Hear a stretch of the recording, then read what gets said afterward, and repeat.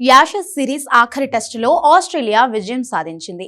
ఆసక్తికరంగా సాగిన సిడ్నీ టెస్టులో ఆసీస్ ను విజయం వరించింది.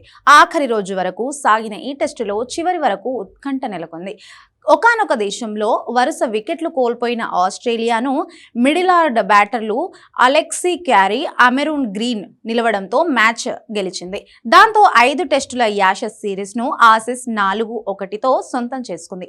302 పరుగుల ఓవర్నైట్ స్కోర్తో ఆఖరి రోజు ఆట ప్రారంభించిన ఇంగ్లాండ్ జట్టు మరో 40 పరుగులు చేసి ఆలౌట్ అయింది.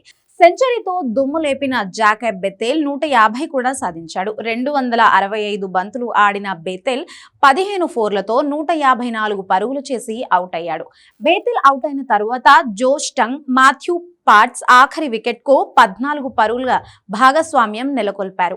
మిచెల్ స్టాక్స్, వెబస్టన్ చెరో 3 వికెట్లు తీసుకోవడంతో ఇంగ్లాండ్ రెండో ఇన్నింగ్స్ 342 దగ్గర ముగిసింది. తొలి ఇన్నింగ్స్ లో ఆస్ట్రేలియాకు ఆధిక్యం దక్కడంతో రెండో ఇన్నింగ్స్ లో విజయానికి కేవలం 159 పరుగులు మాత్రమే కావాల్సి వచ్చాయి.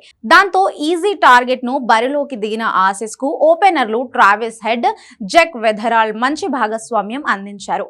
ఈ ఇద్దరు తొలి వికెట్ కు 62 పరుగుల భాగస్వామ్యం నెలకొల్పారు. దాంతో విజయం మరింత సులువయ్యింది.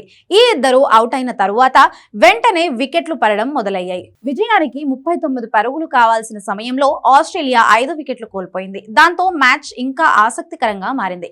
అదే సమయంలో అలెక్స్ క్యారీ, కెమెరూన్ గ్రీన్ ఇద్దరు కలిసి మరో వికెట్ పడకుండా మ్యాచ్ ని ముగించారు. ఈ టెస్ట్ లో ఇంగ్లాండ్ తరఫున జో రూట్, జాకబ్ బెథెల్ సెంచరీలు చేయగా ఆస్ట్రేలియా తరఫున ట్రావిస్ హెడ్, స్టీవ్ స్మిత్ శతకాలు బాదారు. మొదటి 3 టెస్టుల్లో వరుసగా విజయం సాధించిన ఆస్ట్రేలియా 4వ టెస్టులో ఓడిపోయింది. ఇక చివరిదైన సిడ్నీ టెస్టులో విజయం సాధించి 4-1తో సిరీస్ సొంతం చేసుకుంది.